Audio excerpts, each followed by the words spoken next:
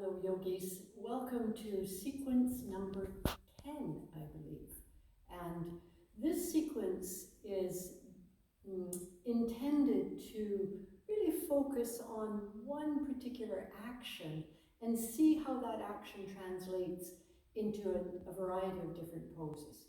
You could think about it perhaps as taking one asana, one yoga pose, and breaking it down, looking at its essential elements, and then strengthening those elements and bringing them into the pose again. So, without further chit-chat about this, let me point out what you're going to need. A chair of some kind, could be your kitchen chair, a belt or a couple of scarves that are knotted together, if you don't have a yoga belt, and a blanket, and that should do it. This sequence begins with the feet. So sit at the very front edge of your chair, like that. When you sit, see that knee and ankle are vertically aligned, and then just raise your leg and take the opposite hand. Here it's my right foot, my left hand, and I'm threading my fingers between the toes and pulling them right down to the webbing between the toes, and then squeezing the fingers with the toes. So this is strengthening the toes, strengthening the feet, bringing life and senses to the sense information to the feet. It also increases circulation to the feet and ankles. So if you experience difficulties with cold feet, for example, this is helpful. And then pull with your hand so you're stretching the top of the foot, the front of the ankle, and right the way up the front shin. And then just do a little circle of the ankle, loosening up the ankle joints. Remember to go in both directions. And then pull your fingers out and feel the difference between the foot that you worked with and the foot that's waiting for its turn. You'll feel more liveliness in the foot you worked with. You'll see the foot beginning to blush a little as circulation comes flooding back. Let's see how the other foot works. In this way, little finger, ring finger, long finger, index finger, and you can see I'm pulling the fingers down to create spaces between the toes, bringing some life, some circulation to the feet and toes. Squeeze the fingers with the toes till your fingers turn purple. And then pull with that hand and stretch the top arch of the foot, the front of the ankle, the front of the shin, all the way up to the base of the knee. Stretching also it impacts and has a good feeling in the arches of the feet. It helps to rebuild the arches of the feet, strengthening the muscles to hold the bones in place, and then circle. Circle first in one direction, then in the other, and then pull the fingers out and stretch the toes. Now, if the toes are still reluctant to stretch away from each other, use your hands. Clasp the little toe and stretch it long and wide from its neighbor. And likewise for the other 10 toes, I'm lengthening the toes and making space between them. Once you've done that, stretch your arms forward. You're going to stand now, not using your hands. So push into the feet, inhale, and stand up. We're going to set the chair a little bit to the side for the moment, placing it on the wall, and taking the strap in hand, I just store the strap over one shoulder for the moment and move my chair in such a way that there's the tiniest gap between the blanket and the wall. When I face the chair, the left leg, the standing leg, is absolutely vertical. I'm facing forward. I step onto the chair seat and then step the foot to the back of the chair. You can see the flat of the foot is against the wall. If you feel stable here, you probably won't need the belt. But if you feel a little bit wobbly, you'll take the belt between the foot and the wall and clasping the belt, pull, and it will stabilize you. Here, the work is on both legs and on the pegs. For example, this area of the upper right thigh must move downward toward the floor. Descend is the word that I often use. The standing leg is firm. So I'm lifting the quadriceps muscles off the standing leg. Knee, firming those front thigh muscles. The spine is vertical, gazing forward.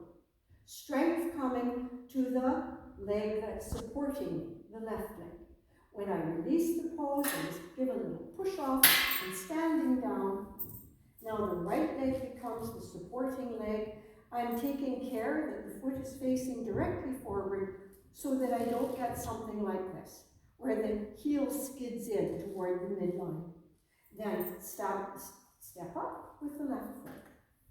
And then send the left foot to the wall. I'm supporting the back of the leg if I feel the need for that support. And then take hands to the wall, look down at that right foot, and make sure it's absolutely facing forward and absolutely vertical. I had to move my foot just a little bit. Again, for those of us who benefit from the stability of the belt, hold the belt, lift the chest, and strengthen the standing leg. Now let's look at the standing leg. Here, the outer hip socket draws into the body so that the leg becomes more and more vertical. This action around the hip joint is crucial. It's a supporting action, it's a strengthening action. In with this hip. Then to come out of the posture, give a little push off the wall and stand down. That pose is both for balance and for strength of the thighs. From there, I set the chair to the side and facing the wall, fingertips on the wall, the right foot is stepping forward, and because I want to stretch the feet, it might not be evident to you, but the toes of the right foot are stretching up the wall. Even the little toe gets to stretch. Then, the hands coming to the wall, I step the left leg back. I step it back generously. Fingertips are at the wall. The spine is vertical. The outer right hip is descending as the right knee, that's this knee, goes forward and the left knee goes back. The back leg, here the left buttocks is broadening away from the spine and the back knee is lifting, the back shin is lifting, the heel is stretching back away from the front knee that's stretching forward, and you can see how the hips are descending. They're moving downward as the chest is lifting upward. Wide left buttock, left shin pressing back, spine vertical. To come out of this posture and change sides, straighten the front leg, step to the side like this, and then gather the feet together and change sides. Here the left foot is stretching up the wall. The right foot is deeply stretching backward, fingertips at the wall, spine vertical. Watch what happens at the hips when the front knee goes forward and the left knee goes back. We get the hips descending. Space is coming in the hips. Here it's more obvious to you that the right buttock has to broaden, the right thigh has to turn inward, and the right knee has to firm, the right shin has to press back. This pose is a modification of Virabhadrasana 1, the first of the 3 warrior postures. To come out of the posture, straighten the leg, turn the feet to the side. You can see there's at least a 4-foot stride, and then step the feet together. And let's look at the next posture.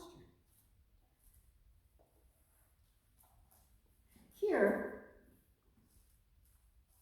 I'm using 2 wooden bricks. You could use your chair as well, but I find that the wooden bricks are a little more sympathetic height for what I want to do. I step forward with the right foot, placing hands on the bricks. I step the left leg deeply back, and my left foot is searching for the wall. There it is, I found the wall.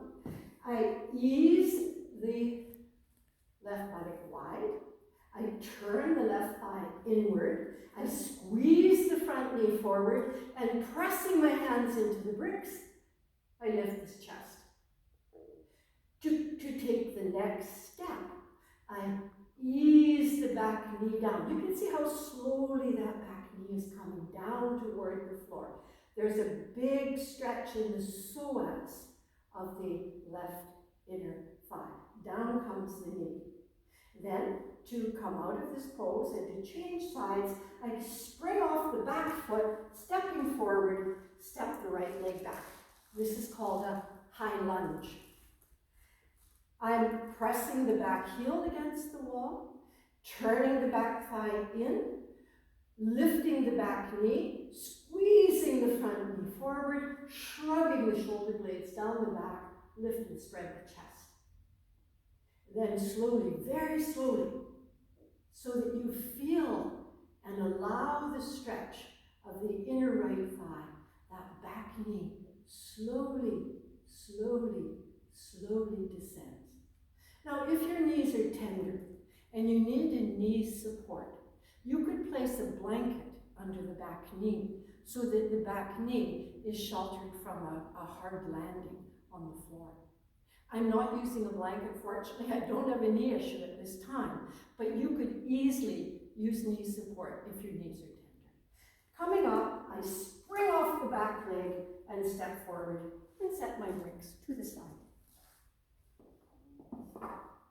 Now, from this position, you will see a pose that we call half moon or Ardha Chandrasana.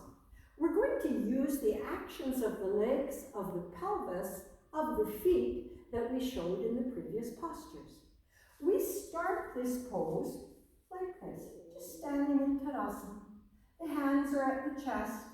The top of the buttock is stretching down toward the sits bones and to the heels. The front spine is lifted. The front thighs are pressing against the bone. Tadasana. From here, I begin the posture by stretching the right arm forward. It comes forward from the shoulder joint. See how the left leg turns out. It turns this way, so the foot is pointing away from the wall. And then the arms come into place, and the arms are vertically aligned. I look up toward the lifted arm. To come out, I look down. I bring palm to palm and stretch foot to join the foot and come up. Then the second side. Again, in Baladasana. Legs are firm, feet are spreading and pressing into the floor.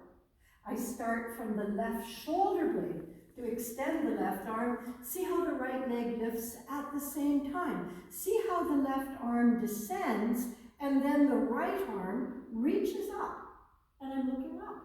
This is the opposite rotation of the previous poses. Here, this thigh is turning out, but the standing thigh is turning in. To come out, I look down, bring palm to palm, and foot to foot. I think it's half moon currently in Nanaimo, by the way. Now, from half moon pose, I'm taking a single brick. In previous sequences, we pointed out how the foot on a different surface, in this case wood, has more sensitivity, more aliveness than it might should I be standing on the cork floor that it's very familiar with, or my mat. My foot knows it very well. But here on the brick, there's a different sensation in the foot. The heel pad is on the brick, the toes are draping off the end. That tends to soften the toes, and I'm just standing. You can see I'm on my tiptoes on the left foot, and I'm just getting that sensation of outer hips pinching in toward each other, chest lifted. Here, the standing leg is working to become vertical. Because I'm drawing in here, I get more of the inner leg extending to the inner heel. Just this. I'm working for this. Standing leg vertical, foot wide and long, toes relaxed. Then I bend the knee and step down. See how the second side is. Heel pad is on the brick, toes draping off the edge. I'm standing on the tiptoes of the right foot and drawing the outer left hip deep into the body. Here the stretch is coming inner thigh to hip crest. That's the lower psoas pathway. And then I step down. Now, I'm moving the brick a little bit out from the wall. And when you view this standing position from the side, you can see that the chair, I'll use the chair, setting a blanket aside so I'm not sheltering behind it, you'll be able to see me, but you'll need to see me from the side. I suggest either this side or that side. My hands are on the chair for support. My heel pad is on the brick, the toes are soft, and I'm sweeping the back leg back toward the wall, just in the direction of the wall at the moment, because I want to get the action of the arms pressing down, the chest lifting, the face looking down. This back foot has to turn so the toes face the floor. I'm looking back to see, is that true? Yes, it is. That buttock is wide, and now the abdomen comes into the body, and I lift the leg a little more. And I step down. And switch the brick across. Keeping my hands on the chair, the left foot on the brick, the left outer hip coming into the socket, strengthening there, the right leg sweeping back, the foot facing the floor, the abdomen gathered into the body, the chest up and wide. I'm looking down, so the back neck is long. And then I see, can I lift the leg a little more? Holding, breathing, broadening the right buttocks, drawing the abdomen in for support. I step down. Then I set the chair to the side. Coming back with the right foot on the brick, the right leg strong, the palms at chest height. I think that the back of the chair may be helpful, so we'll bring that into the game here. Hands on the chair seat, leg vertical, left leg back. And then I push the chair away and look down and squeeze that left buttock wide and lift the left leg and look down. Virabhadrasana 3. To come out, I step down, pull my chair back, move the brick across, and see how things are on the second side. Heel pad is on. Outer hip is moving into the body, leg is vertical, hands on the chair for support. Right leg moves straight back, toes face the floor, chair stretches away, face looks down, lift that back shin, firm the back thigh, and stretch out through the back heel. Draw the abdomen in, push the chair further away if possible, and then step down. From here, fold your chair. Take the chair into the crease at the top of the legs, firm both thighs, push down in the chair, fold over the chair, walk your fingers down the chair, push the chair to stretch the chest forward, walk a little further, push the chair with the arms, hands, stretch the chest forward, walk a little further, and maybe walk the hands away and let the head rest. Let the chest rest. But lift a little off the chair, gathering the groins into the body, walk the fingers further away. This is a resting position. So take a few moments here. Soft, easy breath. And then walk your hands back toward the chair, up the chair, and just stay for a moment until your head feels clear. Set the chair aside. I'm checking my script, and here we go to Setyabandha with the feet stretching away from the body. I'm going to use a wooden brick, and I'm going to place that wooden brick across the sacrum, like that. It's important to remember that the sacrum is part of the spinal structure. It's below the waist and above the tailbone, right here. That's where the wooden brick is going to go, but you won't see it very clearly because it'll be underneath me and I'm on my back. I'm going to use the blanket, smoothing it out for the head, the neck, the shoulders, like that. My brick is close to hand. I come into the middle of the mat, check to see when I stretch the heel forward if it stays on the mat. It will. And then extend the seat toward the feet. Come on to the elbows. Push the top of the buttock away. Stretch the lumbar away from the top of the buttock and come down. My wooden brick is at the ready. Let's think of this as widthwise and think of this as narrow. We're going to take the brick widthwise this way under the sacrum. To do that, I step the feet close to me, turning the toes in, and then push down into the feet, lift the hips, and place the brick. There it is. I've held the brick for the moment, and then press the back of the arms down, and now you can see the chest is lifting. This is the beginning of the shoulder stand cousins, I call them. Setu Bandha is a cousin of shoulder stand. It has the benefit of this lift of the sides of the chest. To help me with that, I turn my hands up. You can see I'm clasping the mat, and I tuck the outer shoulders under, and then roll the sacrum along the brick. To begin, I bend the right knee into the chest and stretch the right leg directly up.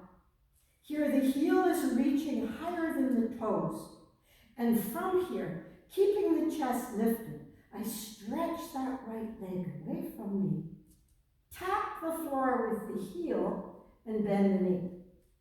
Up goes the left leg. Heel higher than toes.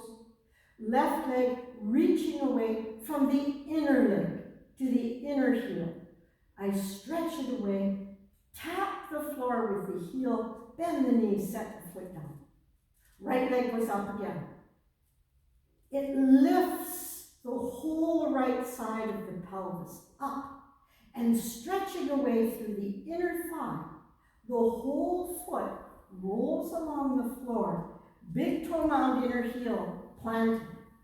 Up goes the left leg, stretching up, reaching away through the inner leg, rolling that foot from inner heel to big toe mound, lifting the chest. And now I bend the elbows and dig the elbows down, lift the chest a little more. And then bending the knees, joining the feet, the legs, the knees, both heels go directly up. This is a variation of Viparita Karani, or the Great Restorer. You can stay here for 2 minutes, 3 minutes. If you're counting breaths, 10 long, slow, even inhalations and exhalations. And then bend the knees, set both feet down, and lifting off the brick, turn the brick on its flat side and just slide it under the sacrum. And let the legs rest away. You can see now I've let the legs go. I just let the thighs turn out. I'm allowing the sacrum now to broaden and stretching the arms away just for a moment. Here I want to feel the sides of the sacrum, the top and bottom of the sacrum, touching the brick evenly. Then I'll know the sacrum has released. And once that happens, I bend both knees, lifting the hips a little, I take the wooden brick out, turning onto my side, I come up and bring the chair. In this Shavasana, The calves are coming onto the chair seat. It's because I want to rest the legs from what is essentially a series of standing postures that build strength.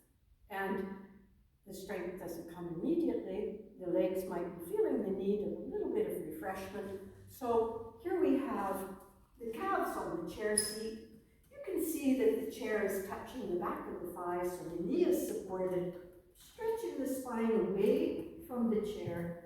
I make a little curl of the blanket under the neck, tilt the skull from forehead to chin, remove the specs, stretch the arms wide as I lift the chest and slide the shoulder blades toward the chair.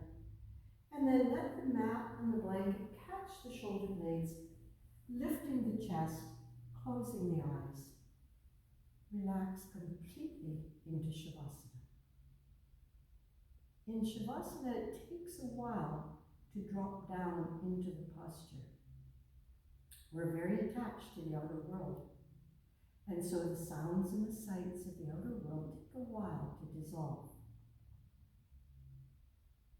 We just let the breath flow softly, smoothly, and evenly as we let the eyes drop back away from the eyelids,